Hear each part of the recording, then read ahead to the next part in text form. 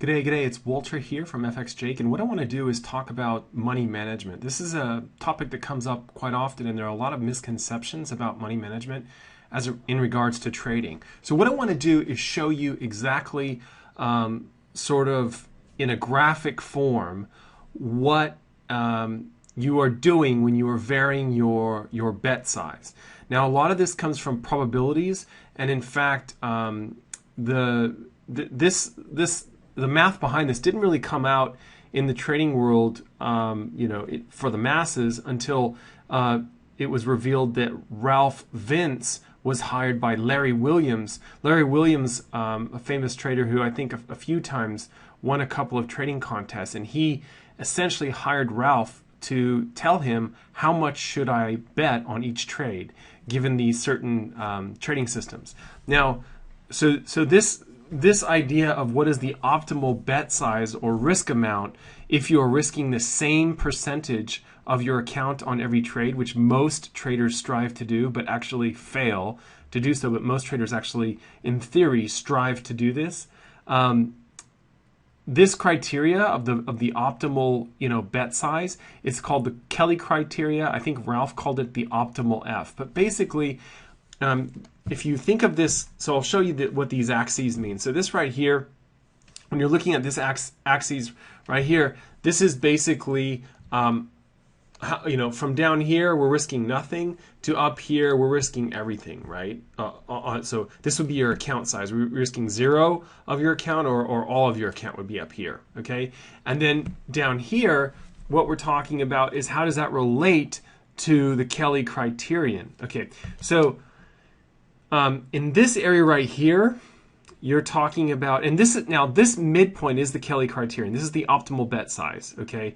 So for some trading systems, it might be 25%. On other trading systems, it might be 45% or 50% of the account.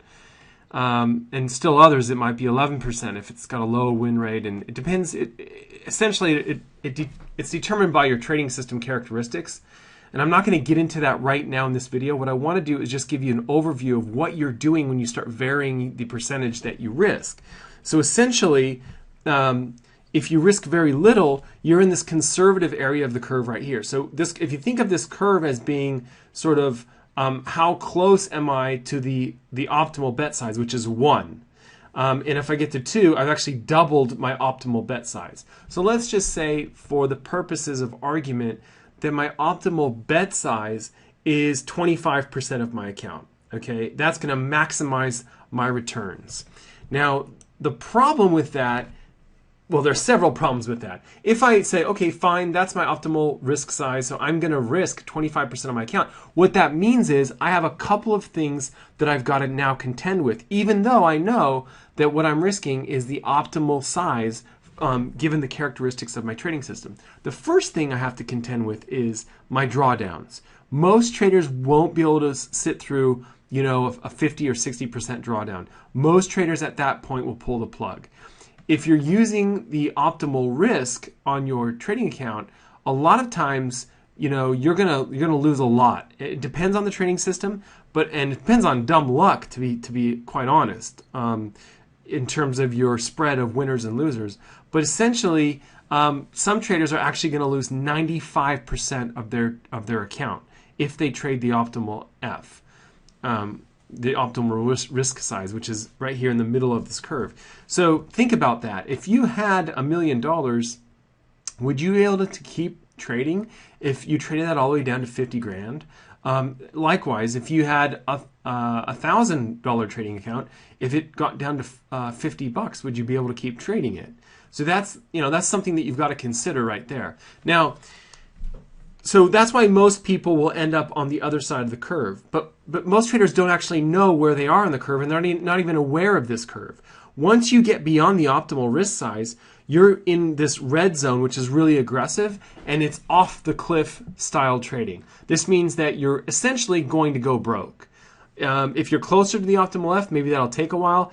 If you're closer down to doubling the optimal F, you're probably going to get there much quicker. But essentially, once you go off the cliff, there's no turning back. And as long as you keep your risk percentage the same, you will end up with the same result. Now, If you go beyond conservative, so conservative is usually a very small fraction of the optimal bet size, right?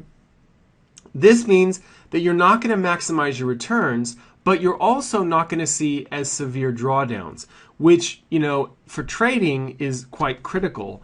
And the reason why this is true is because most traders decide to change systems or pull the plug on systems altogether based on the drawdown, right? And the drawdown, if you think about it, it really is just due to the random spread of winners and losers. So long as you're trading a system that's has a positive expectancy, that's going to make money over the long run, if you're in a drawdown, it's just dumb luck or bad luck or a bad run or however you want to look at it. It's not anything of your doing, and there really isn't anything you can do to stop it other than to stop trading. But most traders want to take control, and they'll change the system or stop trading when they hit a drawdown. So what we're trying to do here by trading in this blue area here is we're trying to reduce the drawdowns, reduce the psychological trauma that happens when we incur these massive drawdowns, and it's basically smooth out the equity curve. Okay, now once you get into this aggressive area and get closer to the optimal bet size, you're going to see deeper swings up and down. So you'll make more money, but you'll also have deeper drawdowns. Now, most traders, when they think about this, they say, well, I'd rather just go for it and have, I want to make that $1 million over the next 3 months or whatever. Well, that's all well and good, but the problem with that obviously is, again, you have to keep trading through the drawdowns, and you can't stop trading your system. You can't change your rules midway and trade a different system, because if you're doing that, now of course you've got a different optimal risk size and so forth. So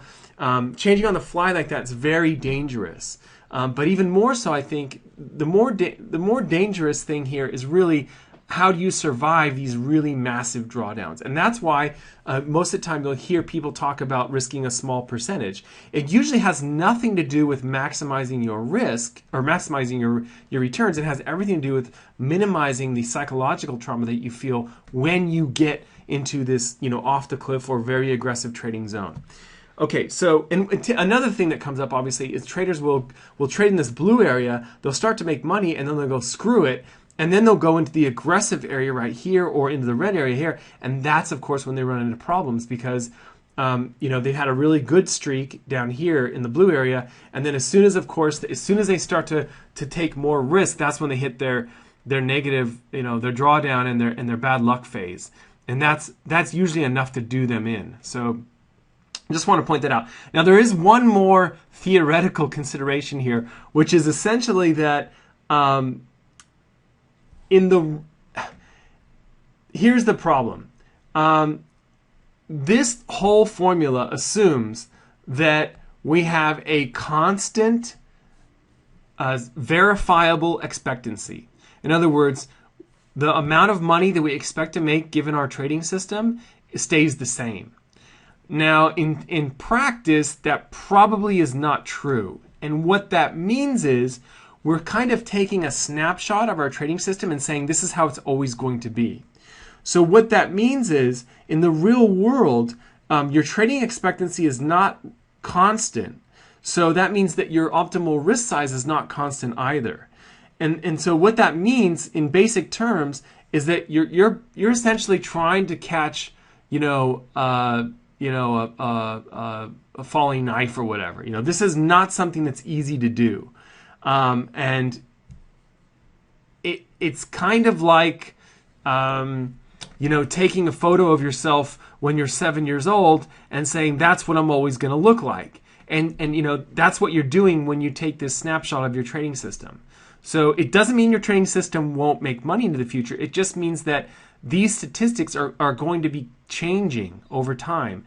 And so that means for many, many reasons, beyond margin calls, the psychological trauma and so forth, it's so much better, guys, if you can stick down here into this blue area and simply ride out those bad luck phases and those drawdowns instead of trying to push it into the aggressive and off the cliff area, because this is where people break down both psychologically and actually with their trading systems and just scrapping their trading systems and trying something different.